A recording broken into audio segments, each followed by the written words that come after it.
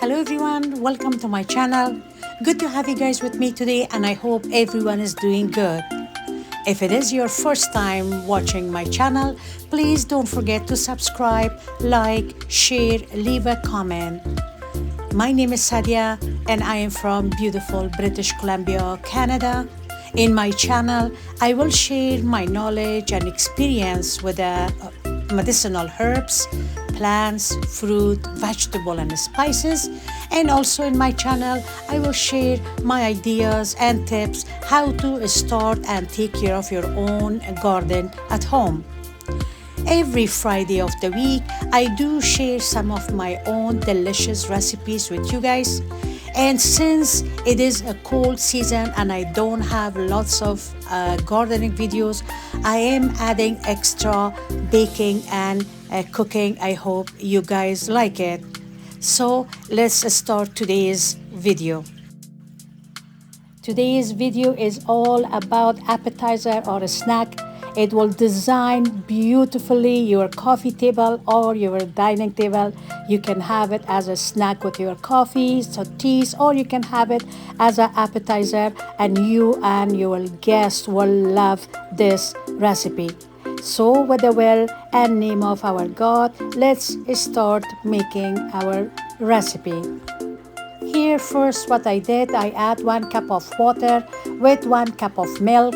Then I did add total 6.5 on the beginning, 6 cup, and later on I did add a little bit more flour. I did use my stand mixer, and if you don't have a stand mixer like I did before, you can use a regular bowl, you can use your hand mixer or a whisker, whatever you have, you can use it and you can make this recipe very easily. We are going to mix the dough, even if it's by hand or by mixer, until your dough is going to give you a good stretch. If it doesn't give you a good stretch, that means your dough is not ready and you have to work on it a little bit more. I cut, or maybe I not cut, I divided 1 cup of butter, and I made it to become a little bit liquid and warm to just use it for later on. After my dough is ready, I divide it in 2 different sizes, and then I divide them in small balls or the sizes that I wanted. When you are dividing them, after that, let them set for a few minutes, then start giving them a shape, which here I am giving them a round shape. For this recipe that I'm using, I prefer to just give them a round shape because I will use that later on. Okay, so now it's the time to fillet them a little bit more, and after that, what I'm gonna do on each layers, I am going to brush the butter on it. It doesn't have to be a lot of butter, it doesn't have to be less, so you should see the butter on top of your dough quietly. Again, we're gonna do the same thing on each layers, and we put them all on top of each other, and each layer we're gonna brush the butter on it. And the last one that we are going to put on top of it, we don't brush it with butter, and you're gonna see it like in a second. So why we don't put a butter? Because we need to fillet this more, and for that we don't need to put a butter on top. So I'm gonna take it out from the plate now. I'm gonna put them on my working place, and I'm gonna start kneading it more. So as it should be not very much thin, but I wanna show you guys what size you want it to have. Again, it depends. Maybe you're gonna have a larger sizes than me, or maybe you're gonna go exactly what I have. So here I'm flattening it a little bit more till the size that I'm comfortable that this is enough, and from there I'm gonna brush them with more butter here. But this time I don't put too much. I just put a little bit of butter, but not like as you saw before.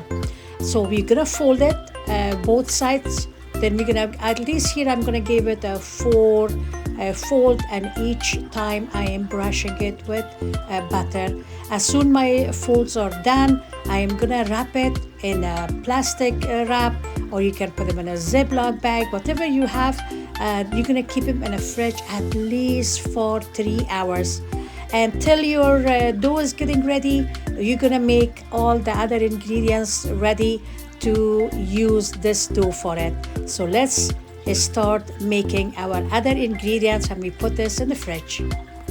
So first I'm going to boil potatoes. For this recipe I'm going to add potato, and for that I need to boil my potatoes in salt water. The other ingredients I'm going to use for this recipe is going to be a ground beef. To make my ground beef, I am going to saute 2 medium onion in 1.5 tablespoon of oil. So of course I'm using ghee here for the oil. I use 1.5 cup of raw ground beef for here. After I sauteed the onion and ground beef a little bit together, I add half a teaspoon of turmeric, 1 teaspoon of salt, 2 teaspoon of garam masala. I add half a teaspoon of curry powder just for flavor and for the smell. And also I add 1 teaspoon of black pepper. Again, you can add any spice that you like. You can add any spices that you want to use it and you enjoy eating those spices, so don't worry about it.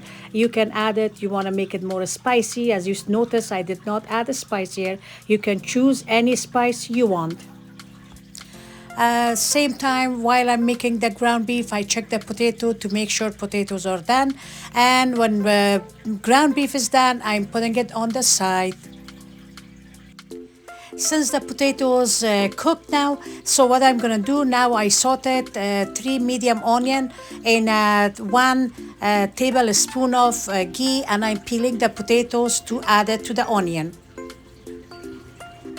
So now when the onion is a little bit sauteed, I'm adding the potato in it and then mixing it together, and I add my spices, which is turmeric, paprika, black pepper, salt and garlic.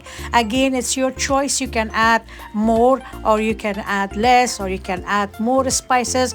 It's all completely your choice. So you can add any spice you want. As soon as I know my potatoes are ready, I'm gonna put them on the side, and I'm adding my third ingredient to this recipe, which is the chicken. Here I use 2 tablespoons of ghee oil. I use 3 medium onion. I did use 2 whole chicken breast, and I ground it first. Finally, our fillings are ready. We made potato fillings, we made a chicken, and we made beef. So if you're doing this for your guests, imagine that you cover everybody's favorite choice.